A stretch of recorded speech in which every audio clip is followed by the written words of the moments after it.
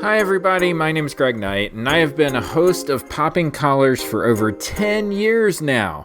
During that time, I've had the privilege to talk with several people from the entertainment, academic, and religious worlds through our spinoff pod, Under the Stole. Every now and then, I have a guest on to talk about their new movie, documentary, book, or whatever other project. It's a great opportunity to dive deeper into the stories of some really talented artists and thinkers while learning more about what drives the creative spirit. So keep things under the stole with me and my guests right here on the Popping Collars feed. Chuck Taylor in the teeth, and he saved Sadie Sink. Carried her throughout the whole hospital. That's my goat, Lucas. Justice for Lucas. Sadie Sink and Holly are going through the upside down. Lucas. That's my goat, Lucas. Holly, wait. Sadie Sink then tells Holly that she gotta find her own way home. You can't come with me. What? You have to find your own way. How? I don't have Kate Bush. I don't even know who Kate Bush is. This is another top moment from Stranger Things. Look at Holly's face. Holly's face is like, what the f***? What am I gonna do here without you? So Sadie Sink felt Lucas's hand. She heard her music. I could feel it. And she said, Holly, right here. I gotta put me first. I gotta put me first. I gotta put me first. I'll see you on the other side. Sadie Sink left Holly in the upside down talking about, I got this, you girl. Holly ran back and woke up in another world. Holly almost died. If only could, I'd make a deal with God, and I'd get him to swap our places. Be running up that road, be running up that hill, be running up that building. See if only could. All right, I can't go off camera again, sorry. we ready? No, but go ahead. Am I ready? Is the question. We're going off the dome with this introduction. That's always the best. Uh-oh. I love Off the Dome. Here we go. Welcome to Popping Collars, podcast that lives at the intersection of religion and pop culture. Number one spirituality and religion podcast on iTunes right now. Sure. No. Yeah, that's a lie. Don't Gotta look be. it up. Don't look it up. Just don't Gotta look it be. up. Just Nah, go with it. Just believe it. Listen. Sure. I'm Believe sure. it. The world is full of lies right now, so go for it. Believe in Positive. We've got to be up there. If not number one, we got to be like top 5, right? You would think so. Anyway, You would think. I'm your host. My name is Greg Knight. I am down here in Palm Beach, Florida. I got a bevy of co-hosts in front of me. Should I go from cold to coldest? How should we do this? Let's start with. I like that. Let's start with Ricardo Avila because I'm sure he's not the coldest. So, Ricardo, what's going on? Hey, Greg. Ricardo Avila, priest at St. Luke's Episcopal Church in Los Gatos, California. It is a bitter 51 degrees. My God. I almost have to turn the heat on, but I'm wearing a sweater, a thin sweater. No, I am sorry for all of you in the cold, holding your electric blankets and such. Things are, here I am. Things are good. It's a new year. We just had our annual meeting. Things are going well in the church. I am gearing up towards part 2 of my sabbatical this year. Quite disorganized. Yeah, I had a parishioner come up and say to me, you've got a really nice life. Yeah, how are you getting away with that? There's so many sabbaticals. Yeah. I have never had a sabbatical. Yeah. It's so I had the one. I exciting. loved it. It's great. I don't know. I'm not going to feel guilty about this, but I will say that it's a 3-month sabbatical. I know it's a 3-month sabbatical broken up into 1.5 month over 2 years and tacking on the 4 weeks vacation. So 2.5 months twice. And I'm looking forward to it. Although I will say, I don't know if this is too political already, but it's real. My second part of my sabbatical was going to be a cross-country road trip around the U.S. to visit actually each of my co-hosts. You were going to see me. In their natural habitats. Well, I'm not going to go as far as Florida, Greg. Sorry. But too far south. But now, William is not having it. He does not want me driving around this country, driving while brown. So You know, I carry around my birth certificate and all that already. I mean, we're in California, so so I might have to adjust that a little bit. I love it. Sabbatical Part 2. Revenge of something. Ricardo Boogaloo. Yeah. Yeah. Yeah. Oh, please. Yeah. Okay. No. What? Gosh, it's got to be a fight between Omaha and Alexandria. But I'm going to guess that Liz is the least cold between the two of you. Liz. Yes, that's true. That We is true. did. That is true. we We did did test compare that out. notes at the top of this podcast. We Yep. did. I'm Liz Easton. I'm the canon to the ordinary in the Diocese of Nebraska, and I'm in Omaha right now. It's like 20 degrees, which is not bad, honestly. And I think during the day today, it was like 34. I walked to the Oh bank my and I God. didn't even wear gloves. Like I didn't even think. Like that's how you get acclimated to winter when That's you're the a winter people. Stockholm syndrome of Omaha. That's exactly right. Got it. So gosh, this is usually a kind of quiet time of year between Christmas and the end of annual meetings and when you're in diocesan ministry because parishes are so busy. I often am fielding phone calls about like canonical compliance. But other than that, it's pretty quiet, which is fine. And yeah, things are going really well here. We're a happy, healthy diocese with currently no full-time transitions. So I'm knocking on wood there. Whoa. Wow. We had a bunch last year, which were really fun and satisfying. And now I'm just waiting for that phone call where some priest tells me that they accepted a new call or are retiring. But so far, so good. We're keeping them all. That's great. Yeah. When you talk about your job, Liz, it sounds like you're a cowboy. It sounds like you're just wrangling up priests and getting them Hardly. into the pen, trying to keep I them from wish. straying. Yeah. Love it. There's some of that. I would say there's some of that. Finally, let's go out to Alexandria. It's Betsy Carmody is with us. Betsy, what's up? Serve here as head chaplain at the Episcopal High School. I think the dog now thinks we live in this world, that this is the way the world is. We're currently at 14, but 15, but feels like 8. Yikes. Yeah, and we're not going to get above freezing until next Wednesday. So, viewers, this is real time weather forecasting here. So yeah, we had snowfall, then it got covered in sleet this past weekend. So everything just looks like a Hallmark Christmas movie outside. What's the shuffleboard on ice? The Olympics are coming. Curling. What's curling? You just want to go curling. Because like when I tried to dig out a patch of grass for the dog, I was just throwing chunks out of this hole, and it was like they just skittered across the snow. Betsy, not to derail us, you're our resident Olympics expert on the pod. Now I'm feeling all conflicted about that. That's what I was going to ask you. Where are we on the Olympics right now? I mean, Greg, all of the staples that I would celebrate in my life just all come crumbling down, whether that's the Oscars, the Golden Globes, everything. You learn what goes on behind the curtain and eventually, and it all doesn't feel good. I mean, the Olympics has had their moments a lot along the way, whether we're talking about doping or whatever it is. It is, I think the part that's so hard for me is that there are athletes that count on the cycle to be able to compete. And these are people that, work at Home Depot, yet also do bobsledding. And it's like, I don't want to take anything from their opportunity to be able to do that. So I think that's kind of my headspace. I'm not so USA. Yeah. It's like, I want to cheer particular names of the athletes as they're competing, and personalize it, in a way.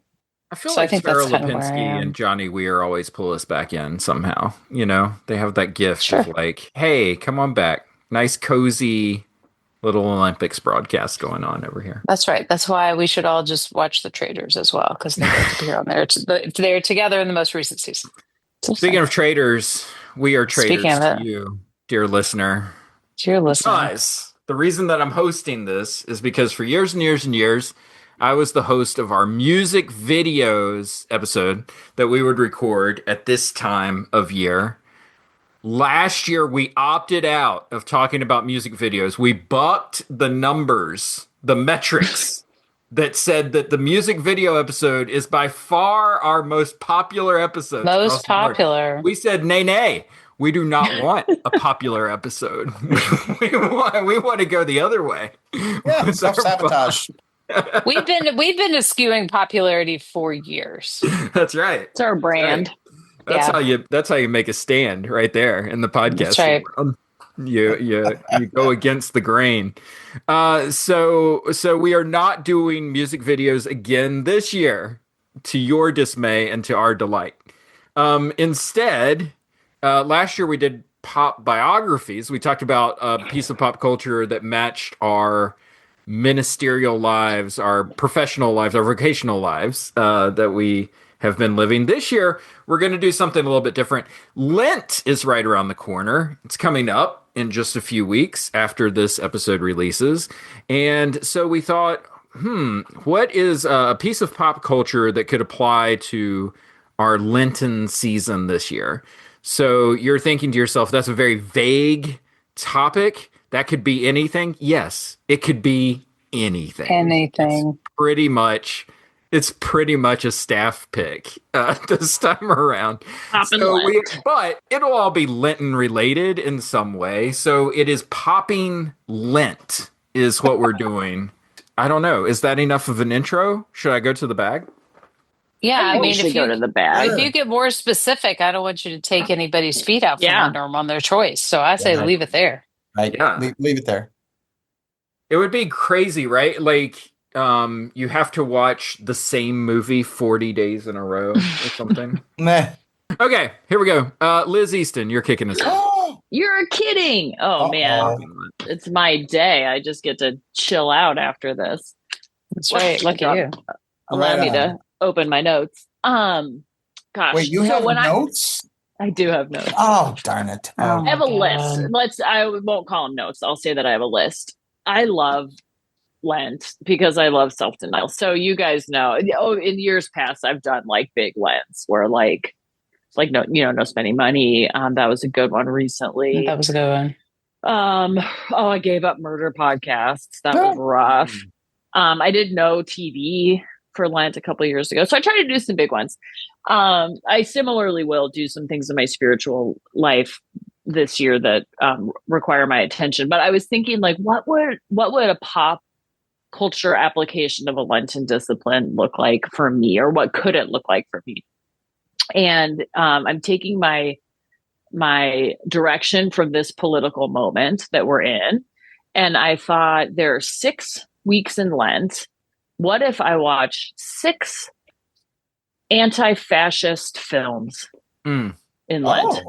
Right. So, like, I still get to watch a movie, I'm still engaging with pop culture of some kind, but, also sort of not taking my eyes off the thing that's happening. And I did some research. There are some great, famous, international anti-fascist films, and many of them are in like the classic genre. So like Ricardo, you should look up these lists because they're right up your alley. Casablanca obviously is a great anti-fascist film. Yeah. That's just one. But classic movies are not my thing. I knew that if I had those on the list, I probably wouldn't watch them, or at least I would enjoy them. So I came up with a list of 6. Let me tell you what they are. 2 of them I've already seen before, but I want to watch again. The other 4 I've never seen before, but maybe you guys have. So here they are. And I sort of went from like the one that will be the easiest for me to watch is number 1. And then number 6 is the one that's going to be, I think, the hardest for me to watch, the one that I've been avoiding for the longest. So the first is the classic. We've all seen it. We all love it. The Sound of Music. Yeah. The hills are alive. The hills are alive with The Sound of Music. Wow. Watching, what's his name? His sexy Christopher face. Plummer. Watching Christopher Plummer rip up that Nazi flag. Like just on a loop. On a loop, exactly. So I thought, you know what? I love that movie. It's a good movie to watch every couple of years. It's an investment. It's a long film, but it's really good. It's moving. It always makes me cry. So I'm going to start The Sound of Music. Number 2, I remember seeing the trailers for this film, and then I heard nothing about it, which makes me think that maybe it's not a good movie. But this is the 2025 film Nuremberg, which is about the Nuremberg trials. Oh, yeah. Russell Crowe is in it. I got a screener for this movie. We almost had the director as a guest on our podcast. Yeah. You're kidding. Did you watch it? I did watch it. Yeah. Mm-hmm. So number 3 is a film that I have seen before, but I saw it when I was in seminary, and I saw it on a date, which means that I was sort of like, when you're on a date, with a you're kind of like, no, it didn't work Let's out go well. out to this fascist film. Actually, now that I think about it, I think this was like a hang that I hoped was a date, but maybe wasn't. This was like a guy. Hence the fascist film. It's like she'll never put the moves on me in the fascist film. I mean, I'm safe. It was in San Francisco. This was a guy that went to my college and also went to high school with my best friend, who then moved to San Francisco. And we hung out the way that you do when you move to a new city and you don't really know anyone. So I think in my head, I was like, maybe this is a date. I don't actually think it was a date, but in my memory it was, okay? And that's why I didn't pay attention to the deep anti-fascist themes of the 2006 film Pan's Labyrinth. Uh-huh. Yeah. I would like to return to that. All right, number 4 might be a stretch to call this an anti-fascist film, although I think it is. I've never seen it. I've always wanted to. Also from 2006, Children of Men. Oh yeah, that's a great film. Good movie. Never seen it. Yeah. So that's on my list. It's dystopian, maybe not fascist. Are we allowed to chime in right now? I saw that. Yes. I think I saw that pregnant. It was very interesting. Wow. God, that would be intense. I gotta get out of here. For our listeners who don't know, this is like about a near future where the human race has stopped procreating and is sort of taken over by an authoritarian government or governments. And this sort of resistance identifies one woman who miraculously is pregnant. So it's about sort of like escaping her to a place where she can potentially repopulate the earth. Can I just say, really quickly, Liz, I am so excited for you that you get to watch Children of Men. Just go into it and watch it. I can't believe I've never seen it. It's always been on my list. It looks great. I've heard great things about it. I just don't know why I've never seen it. There are about 4 or 5 shots in Children of Men where your jaw will be on the floor and you'll think to yourself, well, that can't be topped. And then you'll get to another one and you're just like, I can't believe this movie. Really good. Yeah. Okay. Wow. Number 5 is a brand new movie, which has obviously had a big year. I have not seen it yet. Maybe you guys have. One Battle After Another. Baby, don't be scared. All right, now, I'm gonna say it. Green Acres, Beverly Hillbillies, and Hooterville Junction. Come on, baby, say it back to me. Green Acres, Beverly Hillbillies, Hooterville Junction. Will no longer be so goddamn relevant. And women will not care if Dick finally got down with Jane on Search for Tomorrow. Because black people will be in the streets looking for a brighter day. The revolution will not be televised. My dad said if anyone said that shit to me to trust him with my life. All right now you need to. Because you're in trouble, Willa. All right, now there's an SOS signal out. I am here to help, but we have to leave here right away. Look, I knew your mom and your dad. I know you have a lot of questions, and I'll answer them later, but right now, we have to roll. Will you leave here with me? Where? Anywhere but here. Okay. You have to stay by my side, and you have to do exactly as I say. Do you understand? Yes, ma'am. You have a phone on you? No. All right. Come on, baby, let's go. The new Paul Thomas Anderson. I have not seen it. Thumbs down from Greg. Hot take. Not good. Hot take. Yeah, Really? but my single sentence review is lot of style, not much substance. Not much substance. Oh. Okay. That's a PTA critique of many things he does. Okay. Well, Paul I feel Thomas like, Anderson. Oh, Thomas Anderson. I feel like I should give it a shot. It's nice to know like one movie that's going to be at the Oscars. I saw Begonia the other night, so now I will have seen 2 movies that are going to be at the Oscars. But Begonia, anti-capitalist film, so yes, I would love to talk with you guys about that. It was an interesting movie. And finally, my 6th and final film of anti-fascist film of Lent, which I think I'll be hitting during Holy Week, is a movie that I know is good and important. And as soon as I heard about it and read a review of it, I was like, I just don't think I could bear to watch this.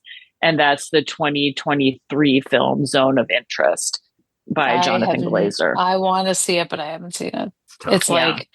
It's like, gird your loins. It's the film about, it's sort of like a quiet domestic film about a family living next door to a concentration camp. And, I don't know if I told you all, I don't know if this would have come up on the pod. I didn't have a TV until I went on sabbatical. I know. And I'm on a pop culture podcast. And we're just faking our way through this, you guys. Yeah. I had a still on her phone. Greg and I judge people harshly who came to seminary and were like, we just didn't bring a TV. We're just really good to immerse ourselves here and when we're down. I'm like, what? I've never been that person. I just am cheap and I don't buy a lot of stuff. But I watch TV on my laptop. So when I was on sabbatical, I had a smart TV, and I realized I do like watching movies if I have a screen that's like a normal size. Mm-hmm. I also turn to my phone way less if I'm watching TV on a TV. So the first thing I did when I came back from sabbatical was bought a TV. Long story short, I think one of the reasons I didn't watch Zone of Interest up until now, other than the fact that it just sounds so deeply disturbing in a really scary and probably important way, is that everything I've heard is that this sound, sound engineering is the most important part of it. And it feels like having a real TV might help me have that experience. So that will be my final one. I will say that when I was researching this earlier today, there's a lot of good movies out there that fit into this category. I just picked ones that I knew based on my taste and interests I would actually watch. But that's going to be my pop in Lent. 6 films, 6 explorations of fascism and the people who fight it. And that's what I've got. That's really good. Done, Liz. Boy, Thanks. You really went to town with this. I'm excited. I'm excited as I can be. I might drop mine and do you. I can't drop mine, but I might do yours. I don't know. So, sure, anyone's welcome to. I have a couple of things to say about all this. Mm-hmm.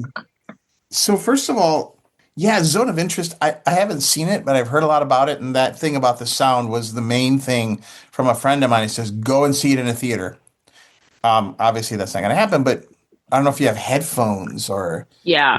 The other thing is the movie that, and it always comes up for me when this topic might come up, is, but it's not technically fascist, it's Brazil. From 1984. Yes, that's on the list. Yeah. I watched that with William recently. He had never seen it before, and I said, he was like, this whole world, it's a mess. I said, well, let's watch something to cheer you up. I don't know what I was thinking, because he's like, why did you make me watch that? But it's an entertaining fascist film. I mean, it's more about communism and Big Brother in 1984. But, so there are similar things, not letting you think what you want to think and telling you something is something that it's not. Yeah, that was on all the lists. So was Cabaret, which I've never seen. Oh, that's a good movie. Yeah. Yeah. Liz, I'm so excited about, I'm excited anytime somebody watches movies. I just think that it's really be challenged and have a lot to work through with a lot of the films that are on your list. And so it's very exciting. One of the things, though, every time you present a list, there's always you should try. And so I just have a couple that I would add to the list. Okay. One is any Indiana Jones movie. That guy punches Nazis in the face for a living, and he's great at it. And our podcast, Hot Take, we do not like Nazis on our podcast. I'm going to speak for all Generally, of us. no. I'm going to go out on a limb here. We approve of Harrison Ford punching Nazis in the face. We approve of that. Even though we're a nonviolent people, we'll make an Right. exception for that. That's right. Yeah. So any of those. And then I stumbled across a film. Now you're going to hate this. This is a classic film. It's from 1941. It's called The 49th Parallel. It's about a German U-boat that gets stranded in Canada. And Germans have to make their way across Canada and try to get back to a ship that will take them back to Europe. And at one point, the Germans try to sneak into America. And it is a really interesting movie. It's kind of like Saving Private Ryan in that you're going from like one thing to another, like one scene to another, except you're on the side of the bad guys. You're following I don't know about that. as they're going along. And so it's really interesting to see how the Canadian people react to them being in their on their home turf. It's got Laurence Olivier, and it's really cool movie, The 49th Parallel. Oh, Liz, I have two more as well. Go ahead, just throw them in there. Throw them in. Well, you're talking about from the German side. What about Das Boot? About the submarine. That's a good movie, and it's quite, claustrophobic and has quite a message. But also, it's a little violent, but Inglourious Bastards. Yep. That's pretty. That was on the list too. Again, I only picked movies that I thought I'd actually watch, and there's something about that movie that's like, it's not for me. Yeah. I don't know. There's a lot of handsome resistance fighters in that movie. Well, I'm okay with that. I have no complaints there. And you know what else is a great movie, but I think it's it's communist. It's from East Germany. Is that movie The Lives of Others? Where have you seen that? He listens in. He's like an East German, like KGB guy-ish, and it's so good. But he gets involved in this couple's lives and cares about them, and that's a great movie. Sorry, that's enough. I'm showing off the bag so that I can show that I have pulled out a Big G time. for Greg. Whoa. There he goes. Which means I get to go next. I am going to use my time to recommend a podcast to you guys. It's called Popping Collars. Subscribe. No, I'm just kidding. It is a podcast called Higher Learning with Van Lathan and Rachel Lindsay. Higher Learning has been going for a while now. This is it is a podcast designed specifically for engaging Black culture. So it's a podcast. They talk about politics, they talk about entertainment, they talk about sports, but all through sort of a Black cultural lens when they engage it. And so it's really cool podcast to listen to. Van and Rachel are amazing. Van, you may know, if you know pop culture, he was on TMZ for years and was able to finally free himself from that organization and go out on his own and start this venture. Rachel was on The Bachelorette. She was the first Black Bachelorette on that show. And so so they've been doing this podcast for a few years now. They recently had an episode. The reason that I'm recommending their pod is because they recently had an episode, I have to look this up, where they had a guest on. His name was Keith Edwards. Now, I don't know Keith Edwards. Some of our listeners may know who this is. Apparently, this is he's like an online political commentator guy, but he's on the left, right? So, but he's like one of these guys that gets on YouTube or Instagram or TikTok or whatever and talks about politics. And he has recently been talking about the congressional race in Texas, where Jasmine Crockett. Let me see. Yeah. Crockett. Mm-hmm. Yeah. I got to look this up because I don't know these people. This was a controversial take on another podcast, Las Culturistas. Oh. So there was this guy in Texas. His name is James Tallarico. He's running for Texas Senate, right?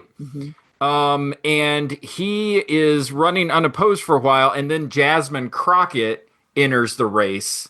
And so there's this Democratic primary with these two candidates. Well, Keith Edwards, this commentator, used his platform to talk about why it was bad for Jasmine Crockett to come into the race and why she needs to get out of the way so that James Tallarico, who is a white man, Jasmine Crockett is a black woman, so that James Tallarico has a better shot of winning a general election. Obviously, Van and Rachel have a Black Culture podcast. They're going to have a conversation about, like, okay, so why is it that we're prioritizing a white male candidate over a black female candidate? Why you don't like Jasmine Crockett? I think Jasmine Crockett is a great politician. I actually think she has been a net benefit for Democrats. We have to put that stuff aside, though. And I have a hard time seeing how she can win Senate race in Texas. Do you think a black woman can win a U.S. Senate seat in Texas? Yes. I think Jasmine Crockett has a hard time. I think that's the difference.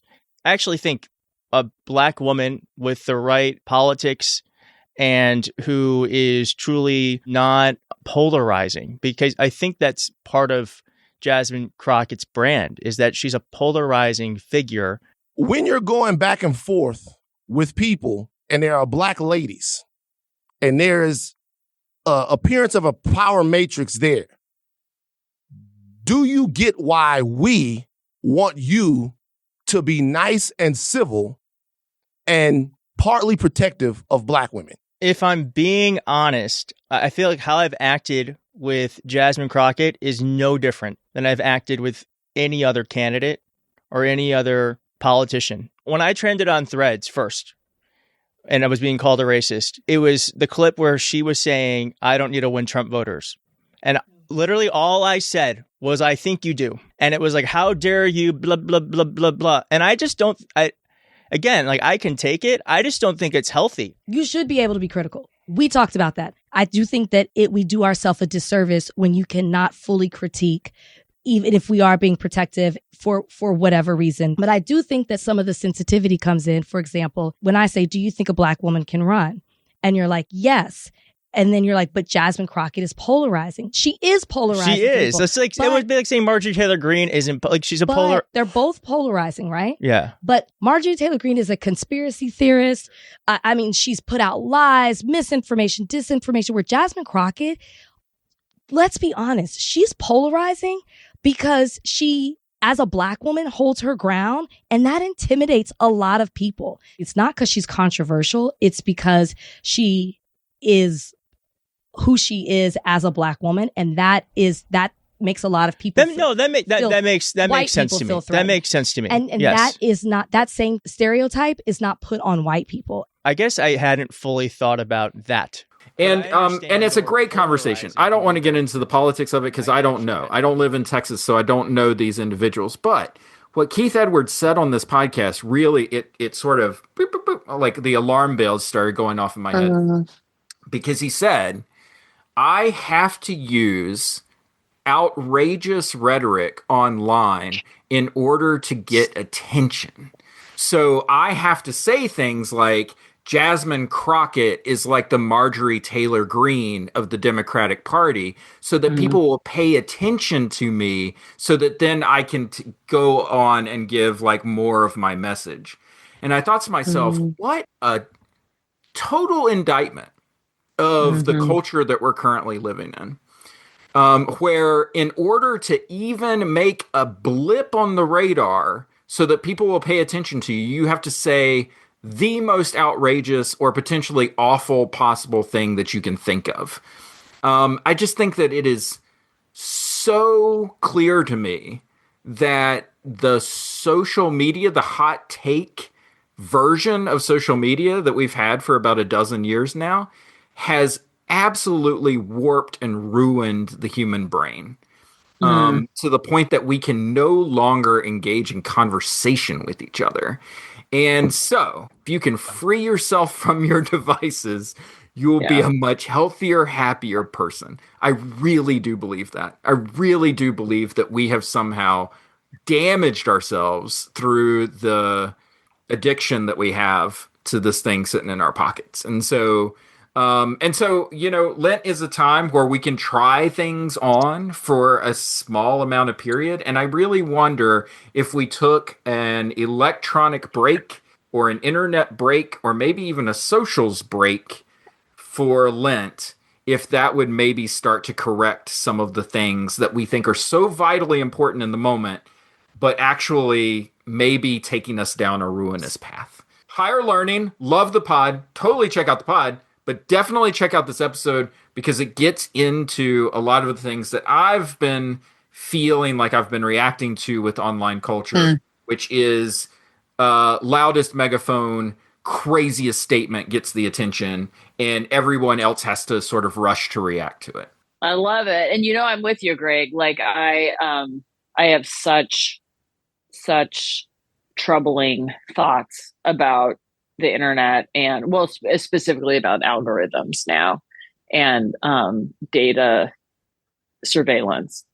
However, I will say that with the recent assassination of Alex Pretty in Minnesota, the reason that we were able to have that evidence was because of cell phones and because of social media to an extent. I think that evidence would have been, it didn't need to be shared on social media, but it was. And it helped galvanize a movement, however successful or not that movement will be. So I felt myself having, because you all know since coming back from my sabbatical, I've really disengaged from social media. I'm convinced we would not be in the political place that we are right now were it not for social media. However, I did find myself turning to it again we're recording this a few days before you guys are going to hear it. So on Saturday, I really found myself turning to social media and finding it helpful from like a citizen being informed standpoint. Mm-hmm. I think that's a great point. I think that the internet is a great tool for information and a terrible tool for commentary. And I think that may be the difference in the example that you're presenting, Liz. I think absolutely spreading information, letting people know what is actually happening, the truth of situations, absolutely, that's vital. Having a hot take about what Alex Pretty's death meant or what it was, or, something tremendously awful in order to get clicks to your page, which happens on social media following these tragedies. Yep. That's the part that I think is terrible and has fundamentally altered the way that we think about news. It's like there's the information, and then it's like, well, wait, what are my guys' takes on this information? Because what they're going to do is take information and distort it so that they can get more followers, more looks, more views, more clicks. Yeah. Okay. Whew. Greg got fired up. What a pod. We are so far from music videos right now, you guys. So far. Wow. Ricardo, keep us going. Right on. You're next up. My Lenten pick. I did not know what I was going to say, and then suddenly it came to me. It's been right in front of my eyes this whole time. You may recall from previous podcast episodes that sometimes I take classes through Stanford Continuing Studies online, like that Leonard Cohen class and other things. Dostoevsky. Well, the professor for the Dostoevsky and Tolstoy, I did the War and Peace class as well. She is doing a class on a book that I read years ago, and I've always wanted to reread. And sure enough, it's a 10-week course, and it runs into Lent. It's already started, and I'm loving it, on the Brothers Karamazov. Wow, that's perfect for Lent. My man, 825 pages. Gosh. And, it's Lenten for a number of reasons. First of all, for many people, this would apparently be suffering to read this. It's a delight, though. If you've ever read any Dostoevsky, he's a little out of control, especially with like Crime and Punishment and the Brothers Karamazov. The characters in the novel, they act like they're just hysterical all the time. They're yelling, they're pulling their hair, they're throwing themselves to the ground. They're just emotionally unstable, and all this stuff is happening. So the novel itself is basically a a nasty, nasty father has three sons, possibly a fourth. I don't think it's too much of a spoiler, but he gets murdered about a third of the way into the novel, and it's kind of becomes a whodunit kind of thing. And so the three different brothers have different kind of personas, and the oldest is kind of a sensualist. He's like the hot older brother, and he's having trysts, and he's very passionate. And the middle brother is a real intellectual. He's kind of cold and very kind of an atheist, and then the younger brother is a kind of the sweet, very religious. He's in a monastery and has an elder that he sees as his kind of mentor and is kind of the personification of goodness. Father wants you to sign this first. The hell with him first.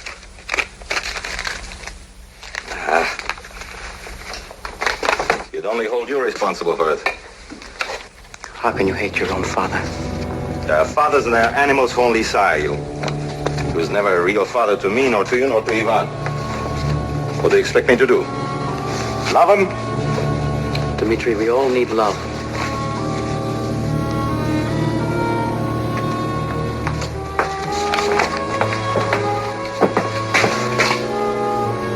You blame him for nothing. Nothing.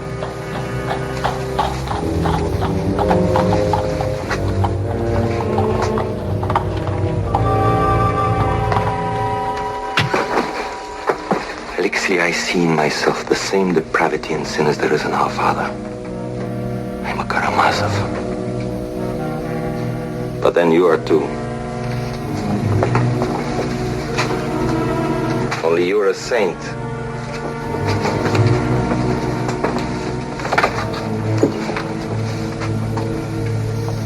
As long as there is Fyodor Karamazov, there's evil. And as long as there is you, there's good. Alexei.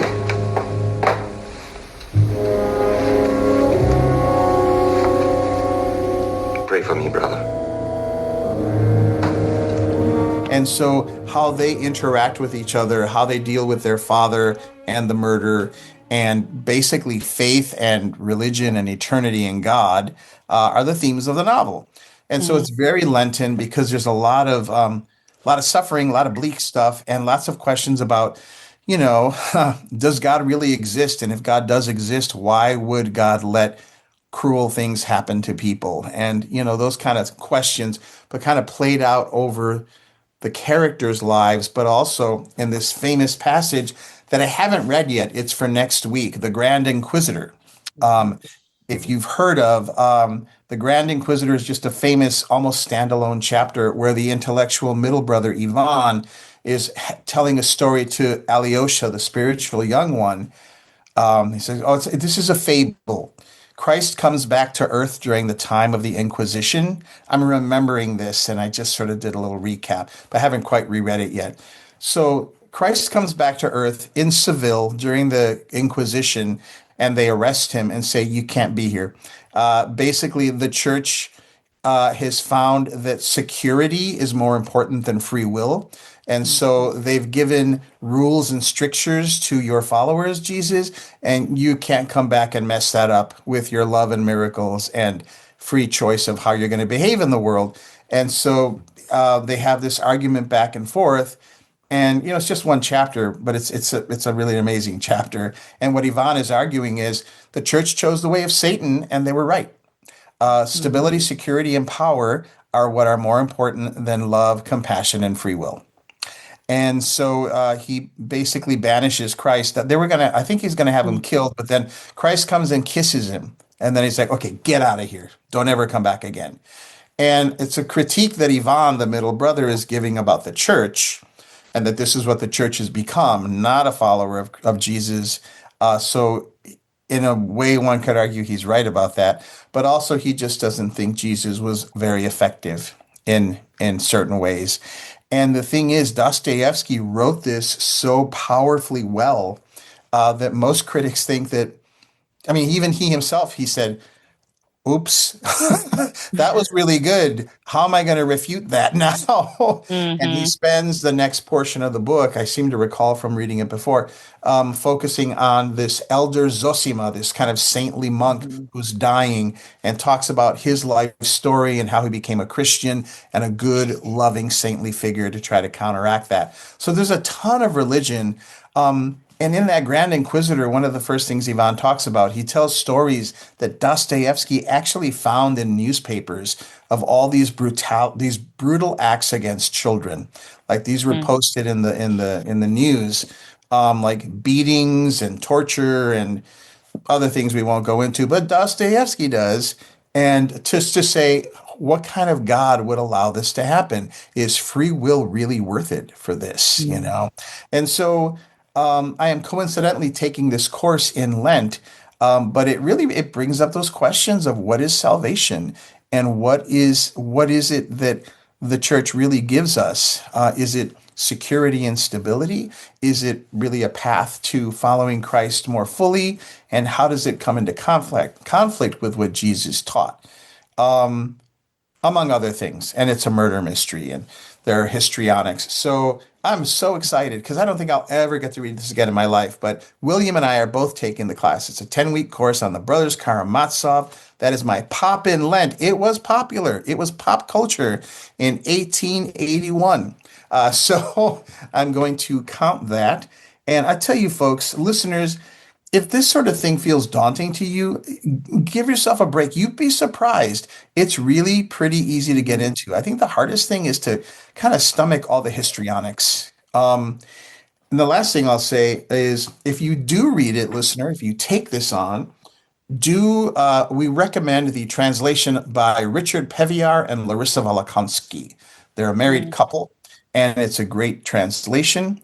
And then finally, William years ago, so like the histrionics and Dostoevsky, a friend of his like 20 years ago went to Russia, and she came back and she said to William, after being in Russia for a while, she said, you know those caricatures in Dostoevsky and his novels? And I was like, yeah. She said, they're not caricatures. And apparently this is how kind of how it is over there. So the Brothers Karamazov, your Pop and Lent pick by Fyodor Dostoevsky. People could totally do that for Lent. Oh yeah. I think it's helpful with Dostoevsky to have, if you're a first timer, to have a list of the characters like in front of you to refer to. Because I think that turns a lot of people off in like the first 100 pages of any Russian novel. It's like, who the hell are these people? And keeping them straight, especially when they have like nicknames of their longer name. So if you have a character list, you'll be okay. Yeah, that was one of the first things we talked about in the first class. It's like, okay, so Alyosha is Alushka, Alushenka, et cetera, Alexei, and Alexei Fyodorovich. And so, yeah, you do have to do that. But if you don't know that, it's impossible to read. Yeah. All right. It's one of the most popular classes here at school. What's that? Is the on Dostoevsky. It's, It's a class on Dostoevsky you have? Yes. Mm-hmm. Man. Yeah.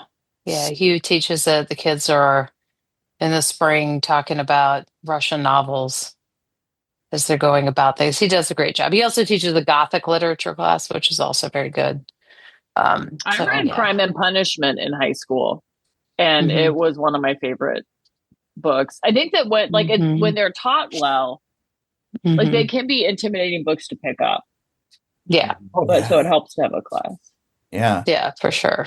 For sure. Someone else to muddle through with, That's right. Betsy. Yes. You are next. All right. Let's talk about death. This is great. Okay. No, so I as the snow and the ice were falling down, and I've kind of moved to the back of my house, of my apartment, and it's warmer back here than it is in the front room because the front room has all the windows and the doors to the patio. And even though the majority of all of those windows are new, it is just cold in the front of the house. And even if I get the fireplace going, It's tough. So I'm back here and cocoony and doing all these things. And I'm like, okay, it's time for me to watch this documentary that I've been putting off. Because I just, death and mortality is an aspect of Lent that draws me in. I think since I've had to explain to young children over the years the ritual with the ashes and what is that about, and what is about the words that you say when you put them on people, and are they still hot, and all the questions that you get to answer with younger children. And so that idea of our intrinsic connection to creation and the natural world in our bodies and our makeup and who we are, and then that as a creation we are finite, we have limits on us. And so I finally watched Come See Me in the Good Light. Well, I feel like if you could do this all on your own, I wouldn't be here. Andrea really thinks of poetry as what can I create to give to people. I think that's why it's been more long-lasting. I grew up in a tiny town in the woods of northern Maine. I didn't know that somebody could grow up and make their living from art. I wasn't by any means a natural. Was not one of those wow hounds born jaw-dropped. I was tough in the husk, untouched by rain. At first, I thought it was a stomach bug. But when it started feeling like a stomach anaconda, my doctor convinced me to get a CAT scan. This is the beginning of a nightmare, I thought. But stay with me, y'all. Because my story is one about happiness, being easier to find once we realize we do not have forever to find it. I wrote a new kind of bucket list. To sit with the mourning dove who cries for her lost love. To perform one last show. Why don't we just root for me being alive? And if I'm not, I will not feel bad about not being there. We're almost there, Ange. We're almost there. You got it. To touch Meg's face. And 100 times again. To remember everything. All of these lines across my face. Andrea's having a serious medical emergency. I'm gonna bring it up to the nurse when she comes back because I think this might be a little bit more important. I was made for you. Which is just documentary about. I'm afraid to see it. I'm afraid to watch it. I know. Poet Andrea Gibson and her partner Meg. It does not take you through Andrea's death. We know she has died. There isn't even an epilogue, to the film about her passing away in 2025. But just this window of time where you kind of get to see what her journey with ovarian cancer has kind of become, but then also like how does she, as an artist who has also struggled at times to live before her illness, what that is like, and how you process that. How do you process being someone who is, trigger warning, experienced suicidal ideation and hurt themselves, that you would then so want to preserve your own life. That their relationship with living becomes so transformed in fighting to live. And someone who has not said, well, it's terminal, I'm going to stop. Mm-hmm. They don't do that. They keep pushing and kind of weighing what would happen if you're a poet and a spoken word poet, and this medication is going to make you lose your voice.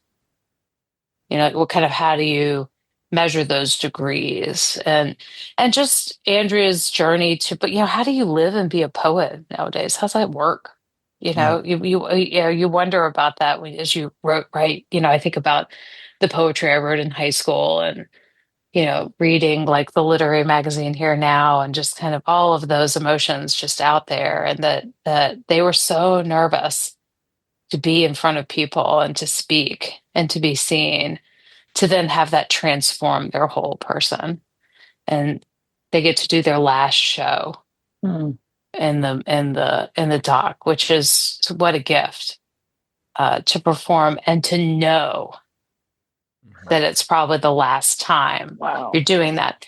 But her voice is so, it just cuts. The way she writes just cuts through stuff. And if they make jokes that Meg knows, has this giant vocabulary. She's also a writer. But that it's amazing that Andrea can compose so many different poems and they only know like 5 words. Like, that's the joke. But it's the clarity of the word choice that just makes it so good. And, mortality is scary. The idea of not being here anymore is scary, of leaving the people that you love dearly is scary. There's a touching moment where like Meg uses one of those aging filters to make her look old and like sings Andrea like their song, and they're getting to see Meg older, something that they won't get to see with their own eyes. But there is, and I don't think I can't read it because I'd cry too much. But I think, then I went and read a lot of her Substack and all of that sort of thing, just to get more of her voice, because I can now hear them reading, but it's called Love Letter from the Afterlife. Highly recommend. Like, this will be a reading at my funeral, like that sort of level. And I think it speaks to how I talk about heaven, and that heaven may be this other place where I dwell with the heart of God. And I don't know exactly what that means, but that's the phrase that feels the most, clicks the most. But that heaven is a sliver that lives in us. There's just one line in here that ask me the altitude of heaven and I will answer, how tall are you?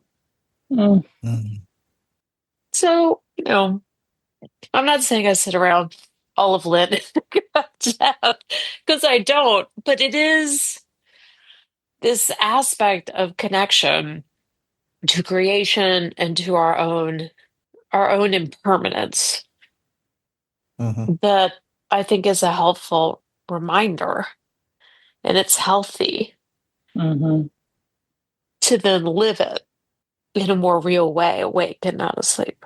Yeah, because it's so easy to avoid. Oh, sure. Yeah. Thank you. Where is it? Where can you watch it? You watch it on Apple. And it's also, if you watch it, it's another Oscar-nominated movie because it is nominated in the documentary category. Yeah, that's true. I can add that to my list. Thank you. That's right. Thank you, Betsy. Gorgeous. Yeah. Absolutely gorgeous. I think that there may be something in the air with regards to creativity right now and thinking about loss and death. Yeah. Because, every year I accumulate like a list of movies to catch up on from the year before and stuff like that. So many have stood out to me this year as like thoughtful meditations on either death or the passing of a loved one, legacy stuff. Just like right off the top of my head, like 28 years later, I get it. It's a zombie film, but it is amazing. Ray Fiennes has a monologue about death in that movie that is just incredible. It is. Well, I think, it makes me think about Anderson Cooper's podcast, all about grief that has been so impactful. Great movie, Train Dreams, Wake Up Dead Man. Yes. All of these have like some amazing thoughts about what death and legacy and we as people are on this earth. And so, I just absolutely just here for your opinion. And I think too, it is, what we were talking about before we started recording, that is a grief for all the things that we kind of thought were, but aren't. What's passing away in our discourse as a country, what's passing away from Minnesota, what passes away, what dies. Individuals have, yes, but there's ideals and safety and assumption. Assumption is dying, right? So I can't assume these things anymore. Where am I? And I grieve those things, you know.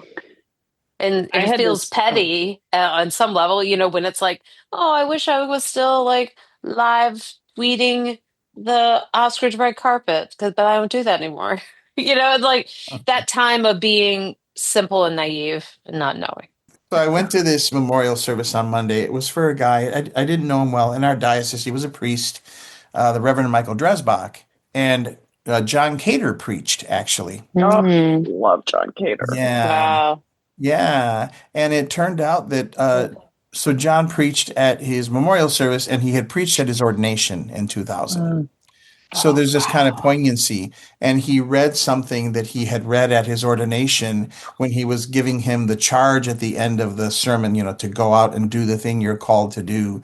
And so it was just kind of this poignant thing to hear it repeated at his, death ceremony. And how, well done, good and faithful servant, the echo in between those two. But for me, the most moving part of the service was this guy was a musician. He loved guitar. He was in Spanish communities, this and that, and great sense of humor. They played a recording of him from years ago singing a song called Wayfaring Stranger, which people seem to know. I don't know it. But the lyrics are, I'm on a journey and I'm doing this thing and through my life. And it was like 3 or 4 different people singing, but his was kind of the main voice. And just to hear his voice so strong, because I visited him in the hospital a few times, just kind of on a rotating basis of clergy, and he couldn't talk when I saw him. But I sang him a song from my childhood, because my mom used to take me to these Spanish things, and we would sing all these Spanish songs, and he did Spanish ministry, and his family was there, and they're all white, but they speak Spanish. And I started saying, no hay Dios tan grande como tú, no lo hay. And they all knew it, and they all started singing. And then he was kind of comatose. You can see his hand, and he's starting to move his little finger No. in time. So he was kind of communicating because he loved those songs. And so, yeah, we died, but there are these moments, and maybe they just sort of live on in some interesting, funny, abstract way as like kind of snapshots, your TikTok shorts, films that kind of float through space. And, we live on in the things we did that affected other people. Anyway, death. Yeah, the opening of this poem, reminds me of that. Like, my love, I was so wrong. Dying is the opposite of leaving. When I left my body, I did not go away. That portal of light was not a portal elsewhere, but a portal to here. I am more here than I ever was before. I am more with you than I ever could have imagined. That's beautiful. Wow. All right, I'm gonna start crying again, Greg. We gotta wrap this up. That's it. Wow. Have we talked about music videos enough for you on this episode? I don't know how we managed to talk about music videos as long as we did. Just incredible. Just another incredible music video outing for the Popping Collars podcast. What is your Lenten challenge for this year?